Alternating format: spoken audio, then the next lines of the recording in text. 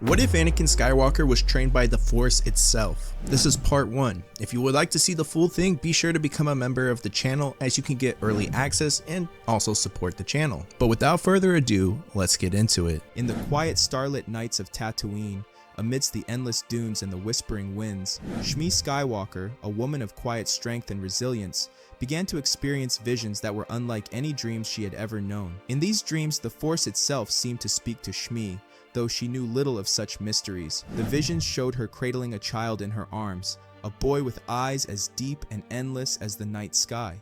This child, the whispers of the Force told her, was destined to be the savior of the galaxy, a beacon of hope in a time of darkness. Shmi, living a life marked by hardship and servitude, found both terror and wonder in these visions.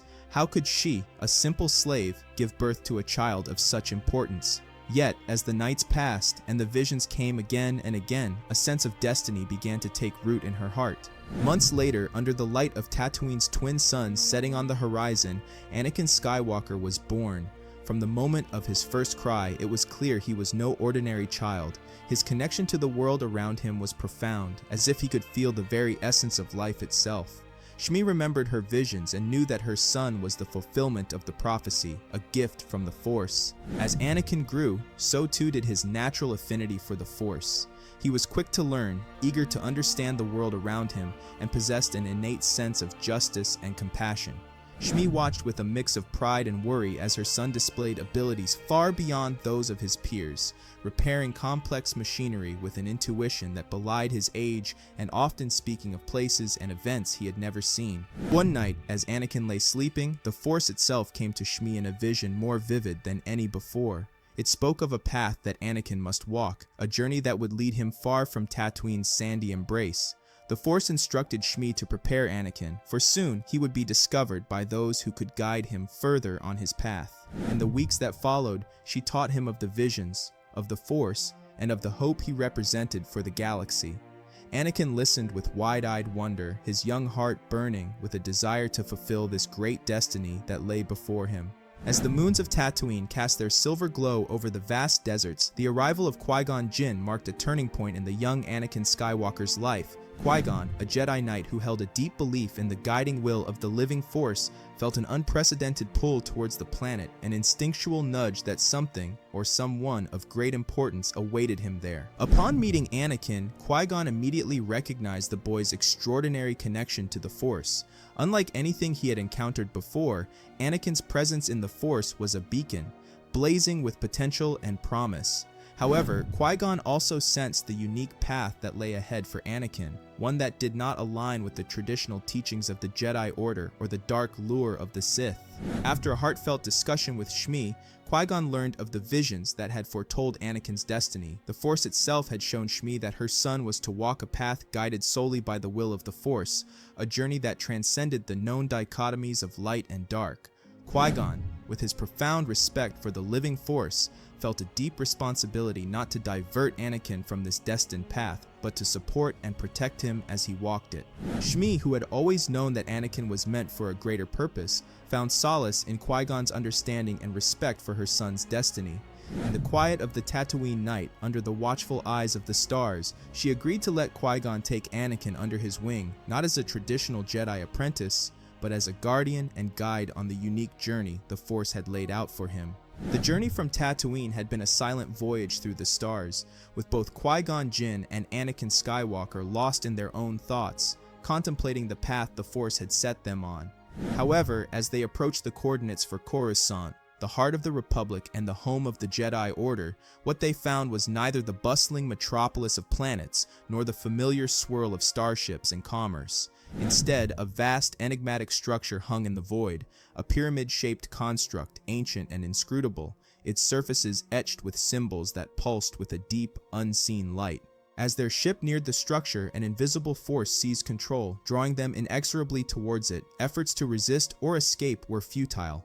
Qui-Gon and Anakin exchanged a look of understanding, a mutual recognition of the Force's hand at work. Then, darkness enveloped them as consciousness slipped away. the galaxy outside fading into oblivion. When they awoke, the sterile confines of their ship were gone. In its place, a world of impossible beauty and profound mystery unfolded around them. They found themselves on Mortis, a planet that existed somewhere between reality and myth, a place spoken of in ancient Jedi texts, but believed by many to be merely allegorical, a realm where the Force itself was alive, tangible, and immensely powerful. Mortis was a world out of time, a realm where day and night cycled rapidly, where landscapes shifted and the very fabric of reality seemed pliable. Qui-Gon immediately felt the weight of this place, a nexus of the Force unlike any he had experienced. Anakin too felt a connection to the land around them, a pull towards something unseen yet overwhelmingly present. It was as if the planet itself was aware of their arrival and had been awaiting them. Before long, the reason for their presence on Mortis became clear. The planet was home to beings who represented the very essence of the Force, the Ones. These beings were embodiments of the Force's different aspects: the father, who maintained balance; the daughter, who represented the light; and the son, who embodied the dark. Qui-Gon and Anakin were drawn into the heart of Mortis, where they encountered the Father, who revealed the purpose of their summoning. The Father of Mortis, a being who balanced the Force within this realm. With a voice that echoed the very essence of the cosmos, the Father explained the nature of Mortis to them, though sparingly, for its mysteries were vast and complex. Mortis was a place where the light and the dark coexisted, intertwined in a perpetual dance, governed by the Father and his two children. The Father then turned to Anakin, revealing a destiny that stretched beyond the comprehension of most beings. Mortis, he explained, was to be Anakin's kingdom in a future that was still to unfold. However, the time for him to rule this realm was not yet at hand. The Force had other plans for the boy, plans that required him to walk a path that no one else could tread. With heavy hearts, Anakin and Qui-Gon realized that their paths were about to diverge. The Father explained that Anakin was to be sent to a planet far outside the known galaxy, into another realm of existence. This planet, untouched by the conflicts of the galaxy they knew, would be Anakin's crucible, a place where he would face challenges that would prepare him for his eventual destiny. Qui-Gon, though saddened by the separation, understood the necessity of this journey. With a final embrace, he imparted to Anakin a message of hope and belief in the young boy's strength and destiny. When Anakin awoke next, he was alone, standing on the surface of a world unlike any he had seen. The sky above was a tapestry of unfamiliar constellations, and the air was filled with the sounds of unseen creatures. This planet, devoid of human life, was vibrant with the Force, pulsating with a raw, untamed energy. The days turned into weeks, and the weeks into months. Anakin, guided by the Force, traversed this alien world, learning to survive and adapt. He faced trials both physical and spiritual, each one designed to test his resolve, his courage, and his connection to the Force. Through these trials, Anakin's understanding of the Force deepened. He learned to see the unity in all things, to comprehend the balance that the Father of Mortis had spoken of. His abilities in the Force grew, not through formal training, but through instinct, necessity, and the direct influence of the living world around him. One night, as Anakin sat beneath the stars, the Force spoke to him. It was not with words, but with feelings, images, and a profound sense of connection to the galaxy at large.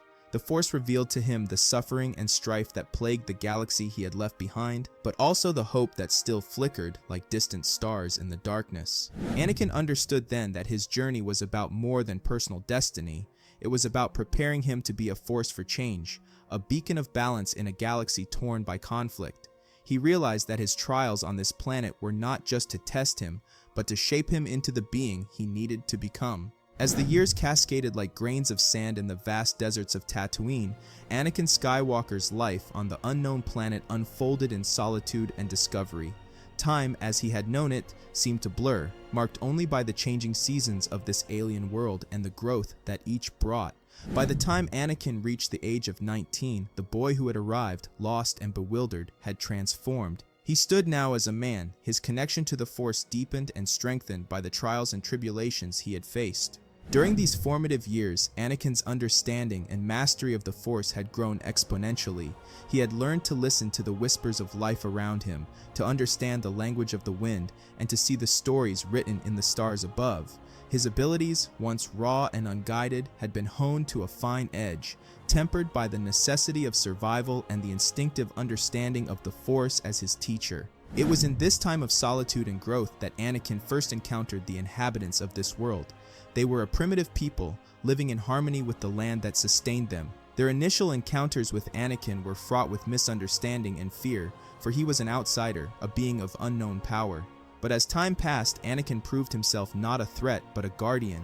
He used his abilities to aid the locals, helping them in times of need, protecting them from the dangers that lurked in the wilds, and in turn, learning from their simple wisdom and profound connection to their world. The respect between Anakin and the locals grew, born out of mutual aid and understanding. They came to see him as one of their own, a powerful spirit in human form. Anakin, in turn, found a sense of belonging among them that he had not known since his days on Tatooine. One night, as the world lay quiet under the blanket of darkness, a strange light pierced the sky above. It was unlike the natural luminescence of the stars and moons that Anakin had come to know well. This light, vibrant and pulsating, seemed to call out to him, resonating deep within his soul. Compelled by an inexplicable urge, Anakin set out into the night, following the celestial guide as it led him through the untamed wilderness of the planet. His journey took him to a part of the world he had never explored. At the heart of this uncharted territory, Anakin discovered an imposing structure, a temple that seemed to defy time itself. Its walls were etched with symbols that resonated with the Force, each line and curve a testament to the deep history of this place. As Anakin stepped into the temple, the air shifted around him, thick with power and ancient wisdom. He felt the presence of the Force here more acutely than ever before, as if the very stones of the temple were alive with energy. In the deepest chamber of the temple, Anakin encountered beings of light and shadow, the Force Priestesses. These enigmatic figures, guardians of the deepest mysteries of the Force, awaited him, as if they had known of his coming since the dawn of time. They spoke to him not with words, but through visions and emotions, conveying a message that transcended language. The priestesses revealed to Anakin that his time on this planet was a trial, one of many that he would face in his lifetime. They spoke of the balance of the Force and of Anakin's role in maintaining that balance. They showed him visions of the galaxy beyond, of the turmoil and darkness that awaited, but also of the light that he could bring. Anakin saw the threads of his destiny woven into the fabric of the cosmos, each choice he made rippling through the ages. But the priestesses also warned Anakin of the challenges to come, of the temptations that would seek to sway him from his path.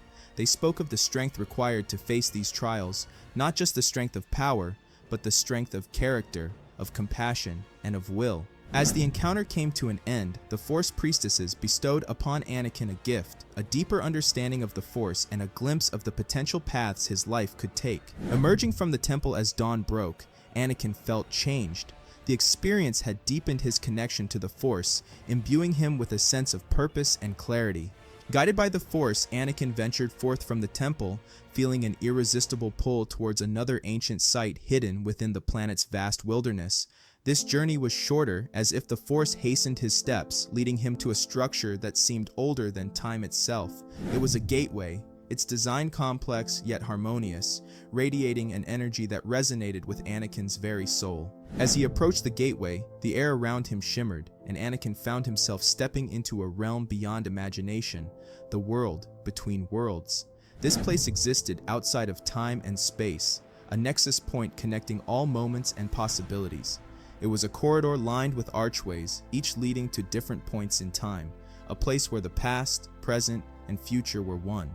In this ethereal expanse, Anakin encountered a familiar face, Qui-Gon Jinn, but this was not the Qui-Gon he had known. He appeared as a being of pure Force energy, at peace and emanating a gentle, guiding light. Anakin, overwhelmed by the reunion, asked Qui-Gon how he came to be in this place. Qui-Gon explained that he had become one with the living Force, learning to transcend physical existence and navigate the deeper mysteries of the Force. It was this journey that led him to the world between worlds, a place he had hoped Anakin would one day discover. Qui-Gon took on the role of guide once more, leading Anakin through the world between worlds. He spoke of the significance of this place, a crossroads of destiny where one could observe the tapestry of the galaxy's history unfold. However, he warned Anakin of the temptation to interfere, to change the flow of time. The world between worlds was not a tool for control, but a place of understanding and reflection. As they walked, Qui-Gon showed Anakin the gateway that would lead him back to the known galaxy, to the moment from which he could fulfill his destiny. But before Anakin stepped through, Qui-Gon imparted one last lesson. He spoke of balance, of the need for Anakin to embrace both the light and the shadow within himself, to find harmony within the Force. Qui-Gon's words resonated with Anakin, grounding him and preparing him for the challenges ahead. With a heart heavy yet hopeful, Anakin approached the gateway. Qui-Gon placed a hand on Anakin's shoulder, a final gesture of support and farewell. Anakin Skywalker emerged from the world between worlds, stepping into the familiar heat and blinding sunlight of Tatooine, the planet where his journey began, where he once lived as a slave, dreaming of the stars and a life beyond.